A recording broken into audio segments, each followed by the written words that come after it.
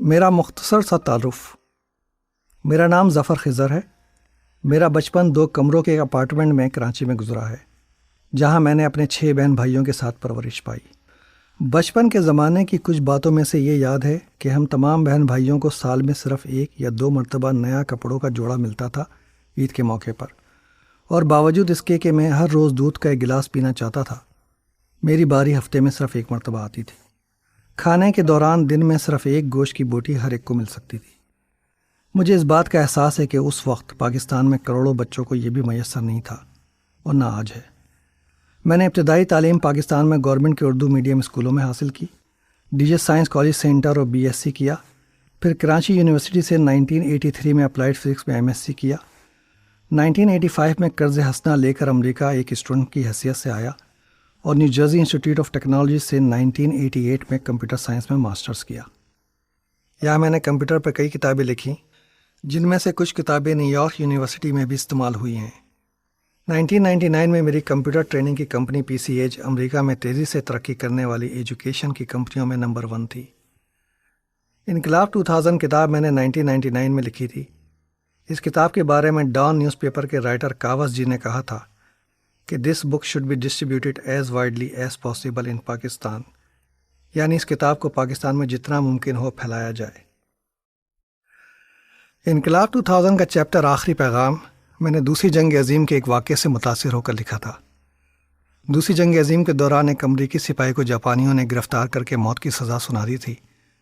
اس کی پھانسی سے 1 رات پہلے انہوں نے سپاہی سے کہا کہ صبح تم کو پھانسی دے دی جائے گی، اگر تم کوئی اپنا آخری پیغام لکھنا چاہو تو لکھ دو، ہم وہ پیغام تمہاری اولاد تک پہنچا دیں گے۔ وہ سپاہی ساری رات سوچتا رہا اور لکھتا رہا۔ آخر میں اس نے اپنی اولاد کے لیے جو پیغام لکھا تھا وہ صرف 1 لفظ کا تھا۔ ذرا 1 منٹ کے لیے سوچئے کہ اگر آپ کی زندگی کی آخری رات ہو تو آپ اپنی اولاد کے لیے کیا پیغام لکھیں گے؟ اپنی قوم کے لیے آپ کا آخری پیغام کیا ہوگا؟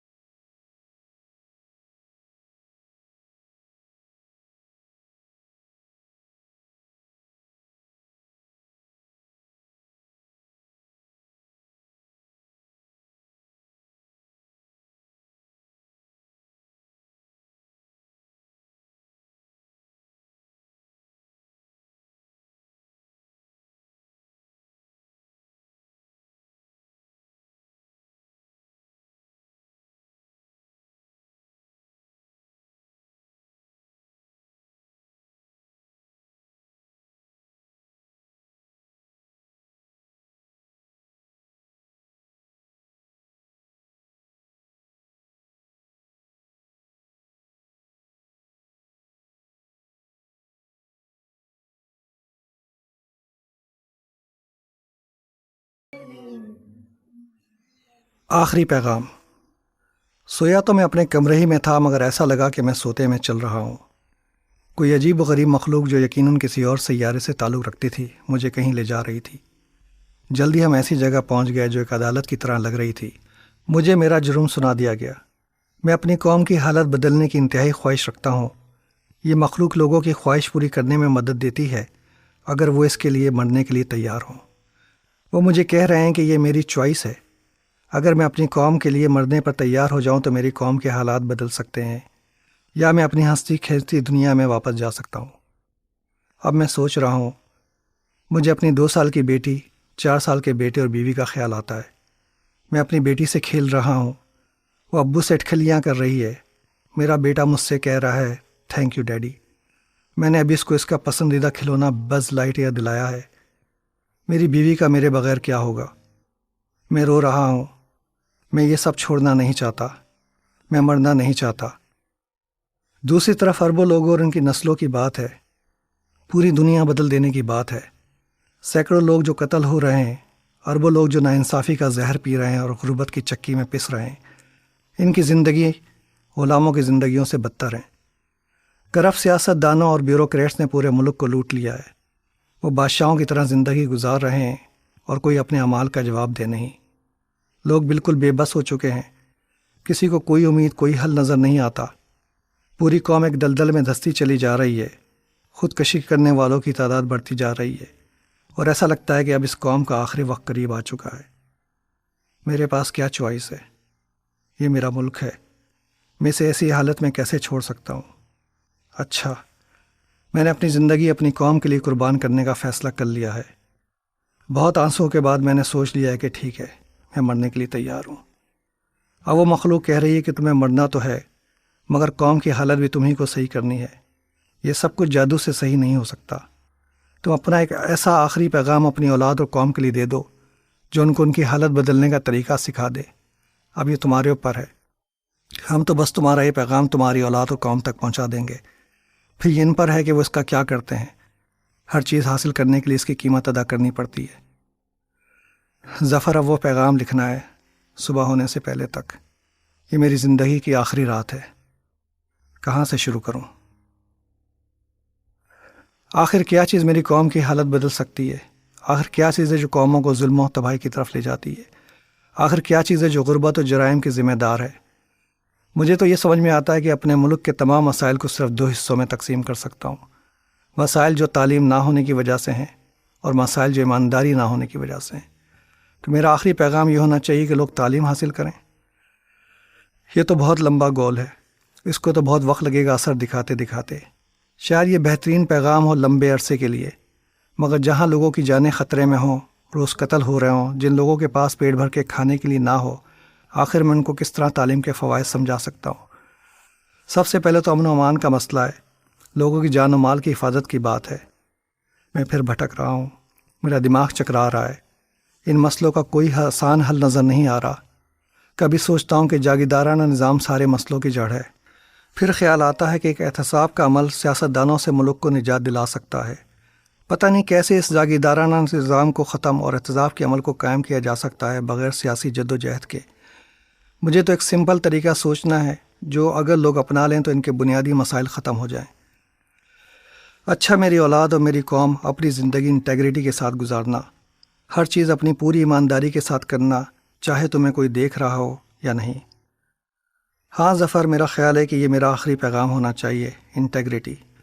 میری اولاد اور میری قوم کو صرف ایک لفظ یاد رکھنے کی ضرورت ہے ہر وقت، انٹیگریٹی۔ میں پھر سوچ رہا ہوں، ابھی صبح ہونے میں کچھ وقت باقی ہے، کیا کوئی پیغام اس سے بھی بہتر ہو سکتا ہے؟ کیا یہ پیغام میری اولاد کو ایک اچھی زندگی دے دے گا؟ میرا خیال ہے کہ میں اپنی اولاد کو اس سے بہتر پیغام نہیں دے سکتا ایک عظیم زندگی گزارنے کے لیے، مگر شاید ایک اچھے معاشرے کو قائم کرنے کے لیے مجھے اور سوچنا پڑے گا۔ آخر معاشرے میں قتل و غارت، لوٹ مار، دھوکہ، فریب، رشوت خوری کی جڑ کیا ہے؟ آخر کیوں اس ملک میں جہاں تقریباً 97% لوگ مسلمان ہیں، یہ برائیاں تیزی سے پھل پھول رہی ہیں؟ یہ لوگ کیا ایسا کام کر رہے ہیں جو ان کو برائیوں کے ایک دلدل میں دھساتی چلی جا رہی ہے؟ ظفر، اب مجھے خیال آ رہا ہے کہ جس معاشرے میں انصاف نہ ہو وہاں کبھی امن و امان قائم نہیں ہو سکتا۔ وہاں ہر قسم کی برائیاں فروغ پائیں گی۔ ہر وہ شخص جو ناانصافی کرتا ہے، اس کا کسی بھی مذہب سے دور کا بھی واسطہ نہیں، وہ ایک دھوکے میں ہے۔ اگر مجھے پورے معاشرے کو سدھارنا ہے تو لوگوں کو انصاف کی تعلیم دینی پڑے گی۔ میرے بچوں، تم کوئی ایسا کام نہیں کرنا جو کسی دوسرے کے لیے نقصان دہ یا انفیئر ہو۔ لوگوں کی چھوٹی چھوٹی ناانصافی پوری قوم کو تباہی کے گڑھے میں دفن کر دے گی۔ یہ چھوٹی سی برائی پھیل کر تمام برائیوں پر بھاری آ جاتی ہے۔ ہاں میرے بچوں اور میری قوم، تمہاری زندگی کی حفاظت کے لیے اور تمہارے بہترین مستقبل کے لیے میں تم کو یہ آخری پیغام دینا چاہتا ہوں کہ اگر تم کو سب کچھ چھوڑ کر صرف ایک چیز اپنانی پڑے تو انصاف کو اپنا لینا۔ جس شخص نے انصاف کو سمجھ لیا، اس نے دنیا کے تمام مذاہب کو سمجھ لیا، اور جس نے انصاف کو نہیں سمجھا، اس نے کسی مذہب کو نہیں سمجھا۔ تم انصاف کا دامن ہاتھ سے نہیں چھوڑنا۔ لگتا ہے کہ اب مجھے کچھ سکون سا آ گیا ہے۔ لگتا ہے کہ شاید اب موت بھی آسان ہو گئی ہے۔ میں نے ایک آسان سا حل پا لیا ہے تمام برائیوں کا۔ مگر ظفر، کیا میں ایک ایک آدمی کو انصاف کی تعلیم دوں گا؟ کیا میں ہر شخص کو ایماندار بنا سکتا ہوں؟ کیا ہر شخص اپنے فیصلے اور عمل کے نتائج کو سمجھ سکتا ہے؟ بجائے اس کے کہ میں ہر شخص کو بدلنے کی کوشش کروں، مجھے ایک ایسا سسٹم بنانا ہے جہاں قانون کا راج اور لوگوں کو انفرادی حقوق حاصل ہوں، جہاں تمام لوگ سیاستدانوں سمیت ہمیشہ جواب دہ یا ذمہ دار ہوں، جہاں قانون سب پر یکساں لاگو ہو اور ہر مرد، عورت اور بچے کو تحفظ فراہم کرے۔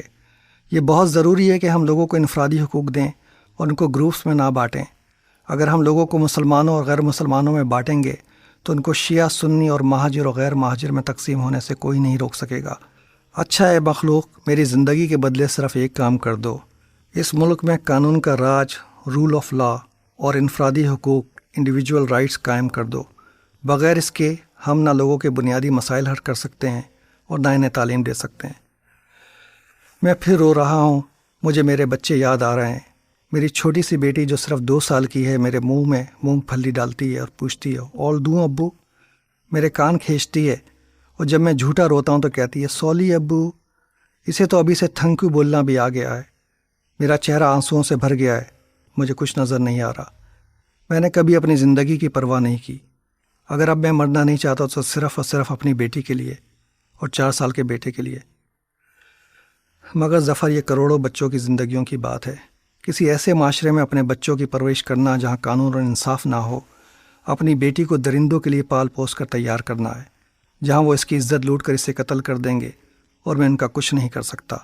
ہاں، میں ایسے حالات میں اپنی اور اپنی قوم کی بیٹیوں کی پرورش ہوتے دیکھنے کے بجائے آج مر جانا پسند کرتا ہوں۔ ان بیٹیوں کو ایک محفوظ معاشرہ دینے کے لیے میں ایک سکون اور مسکراہٹ کے ساتھ مرنے کو تیار ہوں۔ ابو، میں آپ کے پاس سو جاؤں؟ رمیز کی آواز نے مجھے گہری نیند سے اٹھا دیا۔ میرا تکیہ آنسوؤں سے بھرا ہوا تھا۔ میں اپنے آپ کو اپنے گھر میں اور اپنے بیوی بچوں کے درمیان دیکھ کر خوش تھا، مگر دل اپنی قوم کے درد میں اب بھی ڈوبا ہوا ہے۔